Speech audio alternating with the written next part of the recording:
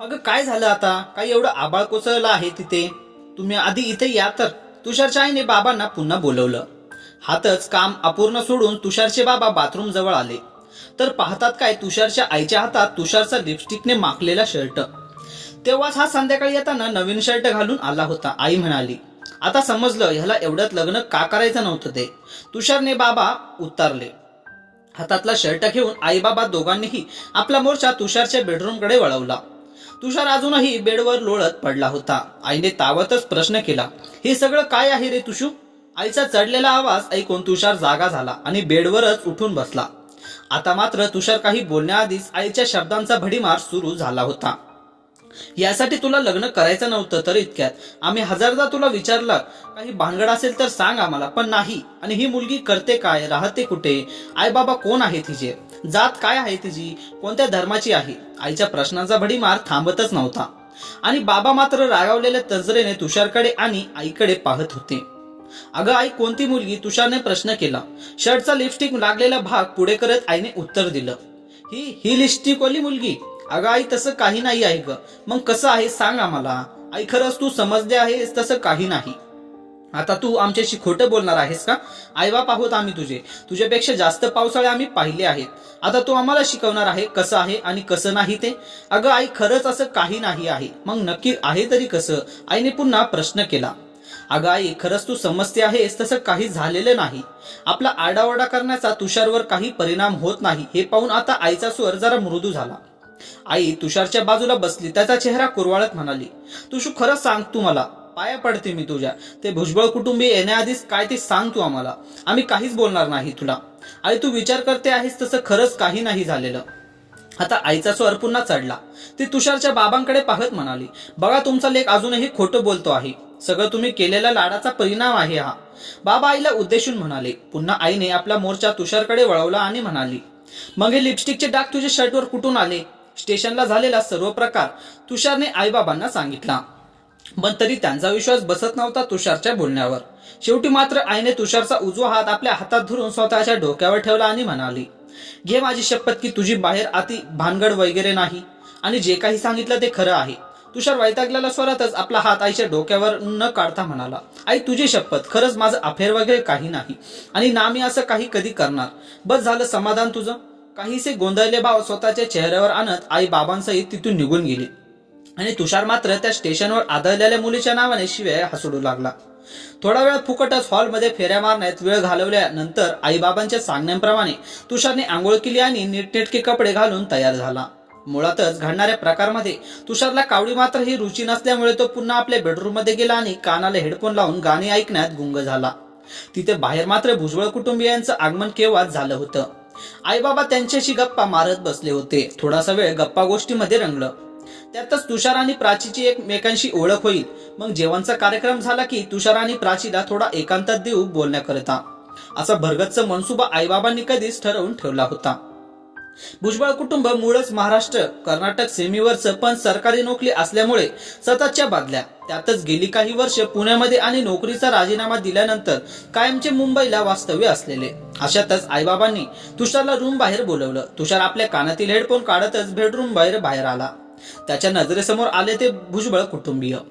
वयोवृद्ध आणि डोळ्याला टक्कल पडलेले एक म्हातारे गृहस्थ, सोबत एक 50शीतल्या बाई आणि त्यांच्या समोरच्या खुर्चीत बसलेली पंजाबी ड्रेस घातलेली एक मुलगी. तुषारच्या बेडरूमच्या दिशेने पाठमोरी बसली असल्यामुळे तुषार तिला पाहू शकला नाही. तुषार चालत चालत आपल्या आईबाबांच्या शेजारी आला. बाबांनी तुषार आणि भुजबळ कुटुंबियाची ओळख करून देण्यास सुरुवात केली.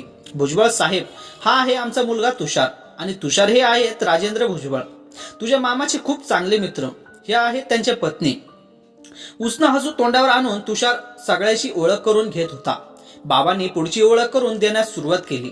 आणि ही आहे प्राची. तुषारने आपली मान बाबीच्या नजरेच्या दिशेने वळवली आणि अचानक त्याच्या तोंडावरील उदारचं हसू रागात रूपांतरित झालं. तुषारचा चेहरा क्षणात बदलला आणि नकळत त्याच्या तोंडून शब्द निघाले, ही म्हणजे तू ओळखतोस? बाबांनी क्षणाचाही विलंब न करता प्रश्न केला. हो ओळखतो बाबा, म्हणजे तसं नाही ओळखत, काहीस गडबडत तुषारने उत्तर दिलं.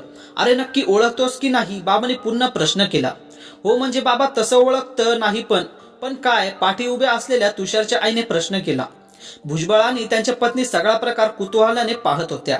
नक्की झालं काय आहे ते त्यांना कळतच नव्हतं. तेवढ्यात तुषार बोलला, अगं आई, हीच आहे ती लिपस्टिकवाली. आईचे डोळे मोठे झाले आणि दचकत आईने प्रतिक्रिया दिली, काय, ही आणि लिपस्टिकवाली? अगं हो आई, हीच आहे ती. अच्छा, म्हणजे ही आहे का ती? आईने चिडवण्याच्या सुरात तुषारला विचारलं. आईच्या अशा बोलण्यानंतर भुजबळ दाम्पत्य गोंधळून एकमेकांकडे पाहू लागले. अगं आई, ही ती आहे, पण तीही नाही, तुषार म्हणाला. अरे तू काय बोलतो आहेस? आईने तुषारला विचारलं. आई, ही तीच आहे लिपस्टिकवाली, पण तुम्ही समजत आहात तीही नाही. भुजबळ दाम्पत्याला काहीच कळत नव्हतं. घडणार संपूर्ण प्रकार अनपेक्षित होता त्यांच्यासाठी. तुषार पुरे बाबांनी आवाज दिला, अहो बाबा, खरंच ही आहे ती जी लिपस्टिक काल माझ्या शर्टला लागली होती. काय? भुजबळ दाम्पत्य आईबाबा सगळे एकत्र ओरडले. अर्थातच प्राचीला लिपस्टिक प्रकरणाबद्दल पुरेशी कल्पना नव्हती. काल स्टेशनवर आपण फक्त या मुलाला आदळलो होतो आणि हा काय नको ते भरडतो आहे याचा राग आला होता आता प्राचीला. अशातच प्राची चित्र अविचित्र तोंड करत ओरडली, ए माकडा, डोकं ठिकाणावर आहे का तुझं? काय ही काय भरडतो आहेस? मी काय अनोळखी लोकांना लिपस्टिक फासत फिरते का?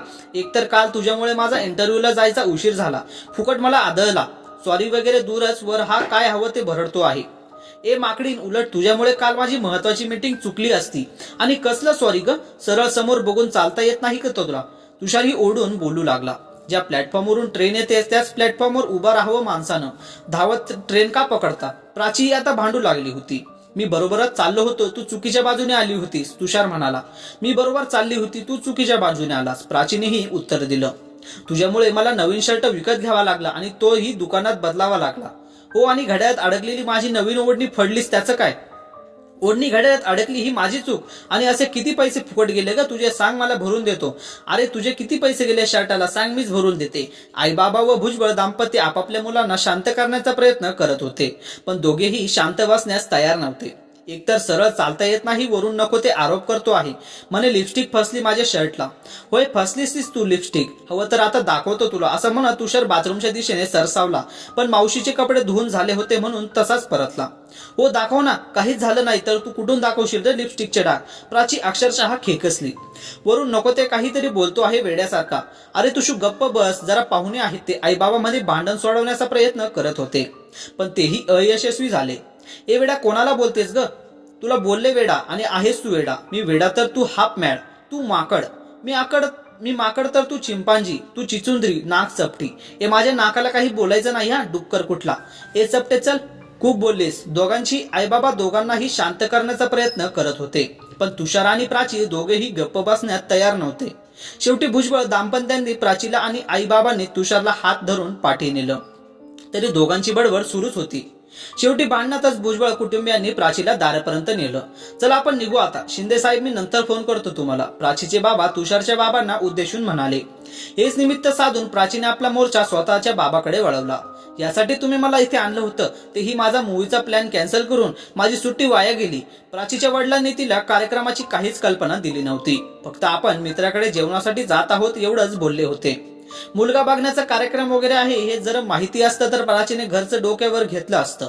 एवढं भांडण होऊनही प्राचीला स्वतःच्या बाबांचा नेमका इथे येण्याचा उद्देश काही समजला नव्हता. बाबांचं नशीबच म्हणावं ह्याला. पण तेवढ्यातच तुषारचा आरडाओरडा सुरू झाला. मी नाही सांगितलं तरीही तुम्ही मुलगी बघण्याचा कार्यक्रम ठरवला, तेही परस्पर, आणि मुलगी ही कोण? तरी भवानी. तुषारच्या वाक्यावरून प्राचीला आपल्या वडिलांचा बेत समजला होता. प्राची चवताळली. आता काही तिच्या बाबांची खैर नव्हती. तुम्ही माझं लग्न करायचे स्वप्न बघता आहात, आणि तेही या माकडाशी? नो वे. अगं करायचं तरी कोणाला आहे लग्न, ते सुद्धा या तुझ्या सारख्या मुलीशी? इम्पॉसिबल. जगात सगळ्यात शेवटची मुलगी असलीस ना तरीही मी तुझ्याशी लग्न करणार नाही. तोंड पाहिलं आहेस का स्वतःच्या आरशात? तुषारची बडबड पुन्हा सुरू झाली. तुझ्यापेक्षा तरी चांगली दिसते माकड, प्राचीने उत्तर दिलं.